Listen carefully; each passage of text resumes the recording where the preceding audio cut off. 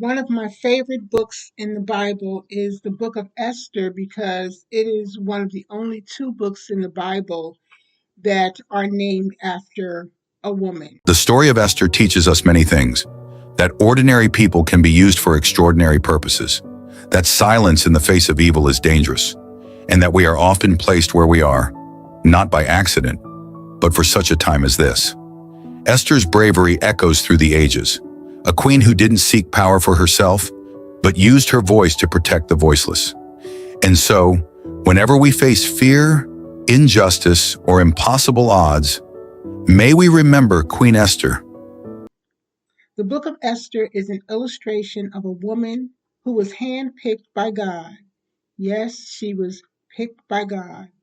She wasn't born into royalty. She was an orphan, raised by her older cousin, Mordecai. She was quiet, she was humble, and faithful. Esther had no idea that God was positioning her for a divine assignment. There was a new position available in Persia, and that position was for a queen. Many women were taken to the palace to audition for the role, including Esther. She didn't ask for the spotlight.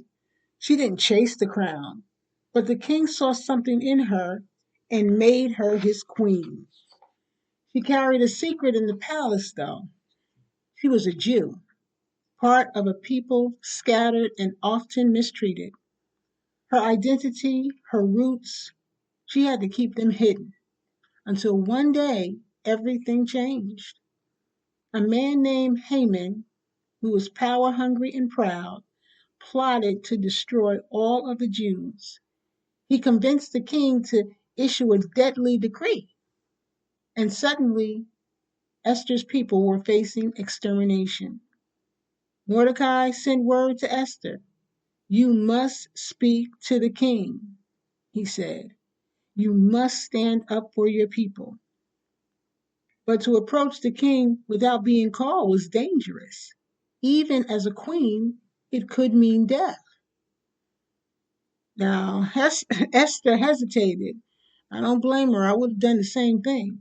She was afraid. She didn't know if she was strong enough. Mordecai's response was bold. Who knows whether you have come to the kingdom for such a time as this? Esther took the message to heart. She asked her people to fast. She prayed, and then she made a choice that would shape history. And she said, if I perish, I perish. And she stepped into the throne room uninvited. God gave her favor. The king welcomed her. And at the right moment, she revealed her identity and Haman's wicked plan. The king was enraged. Haman's plot was exposed and the Jews were saved. Esther's courage became a legacy. This is some of what we want to glean from the book of Esther.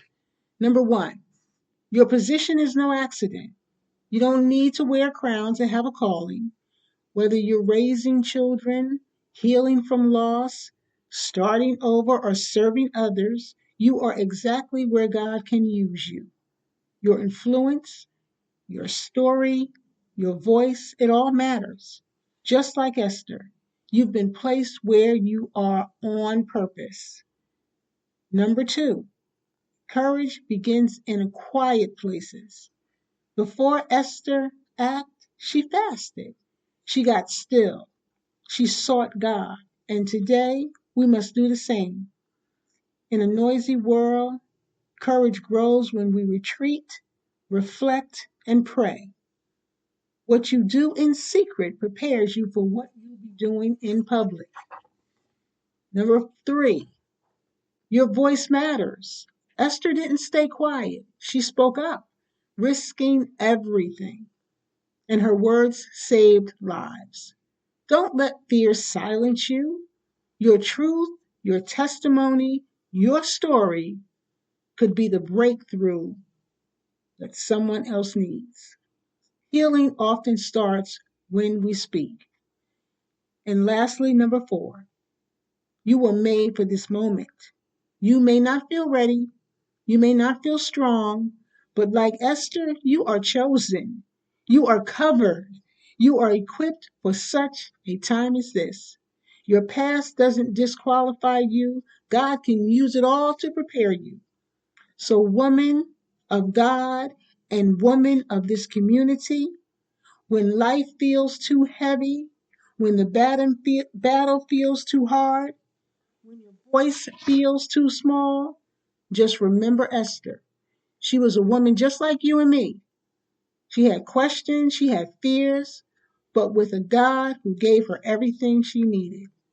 And now it is your time to stand, your time to heal, your time to rise. Because, ladies, you were made for such a time as this.